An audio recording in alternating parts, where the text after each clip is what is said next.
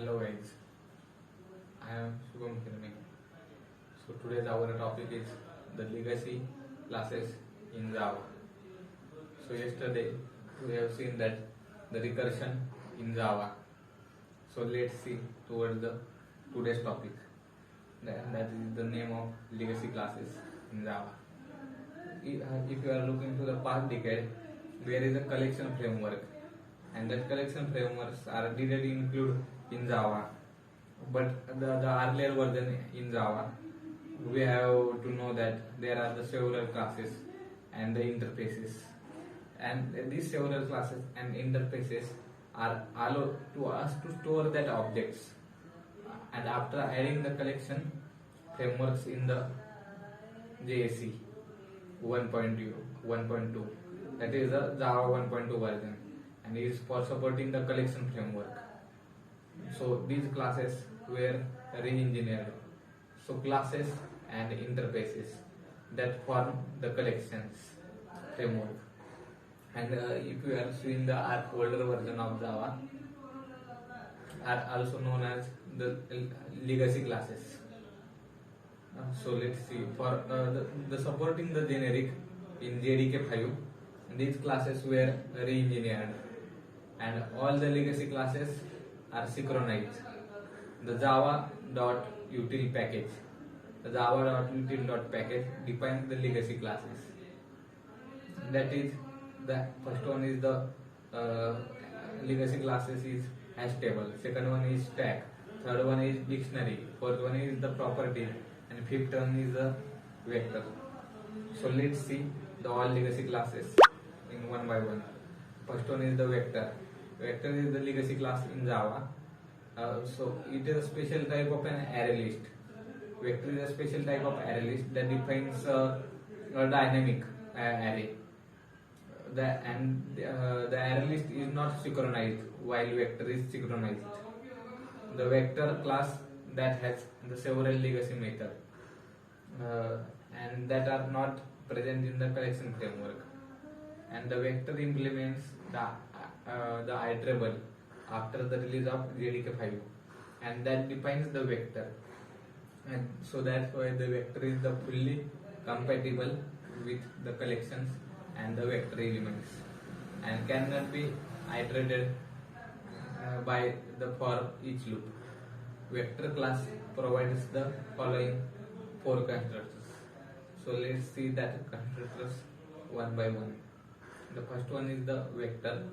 It is used to when we want to create a default error, and having the initial size of 10.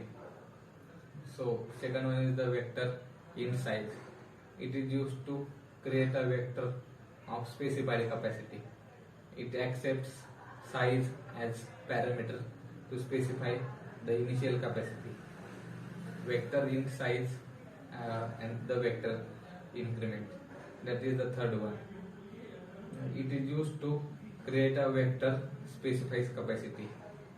It accepts the two parameters, size and the second one is the increment parameters. So that is to specify the initial capacity and the number of elements to allocate each time. So that is the third point of the vector. So let's see towards the fourth point, that is the vector collection.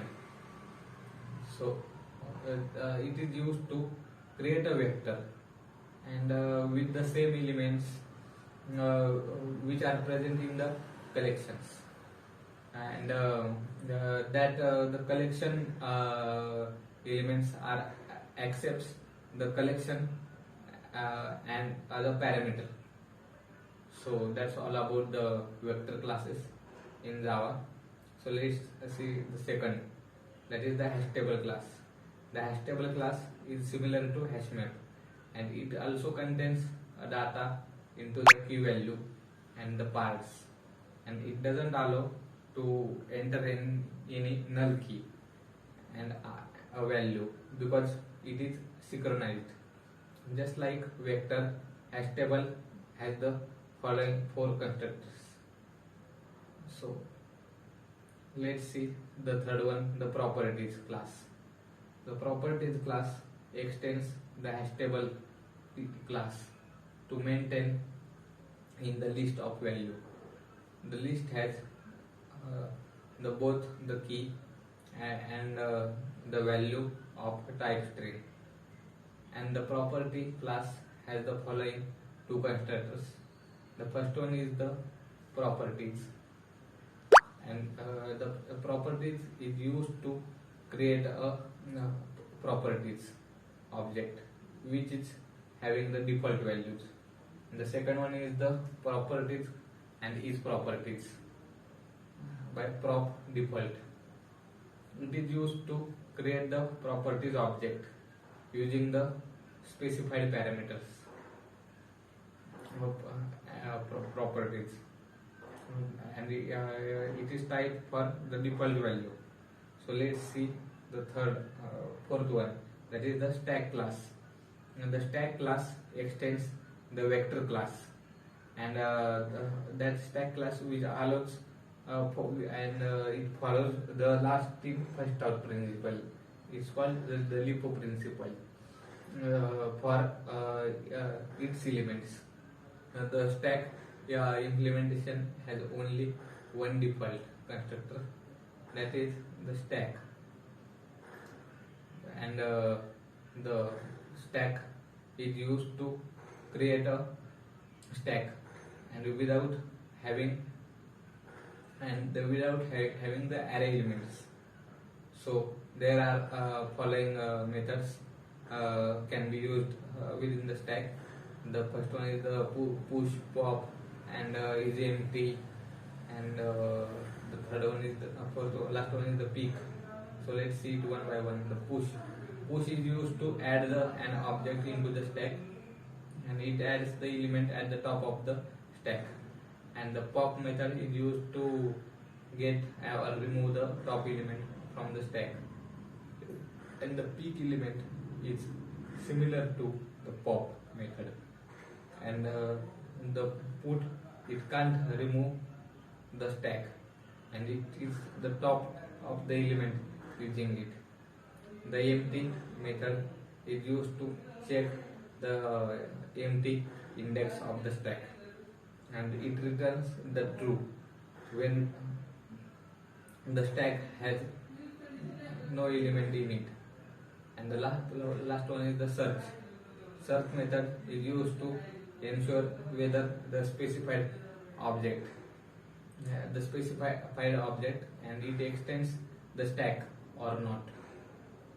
So all the classes and that we have are discussed today. So that all the classes are the legacy classes in Java. So for the supporting the generic, the JDK5 and that the above are today discussed classes where are re-engineered. So that's why they are legacy classes in Java. Thank you guys.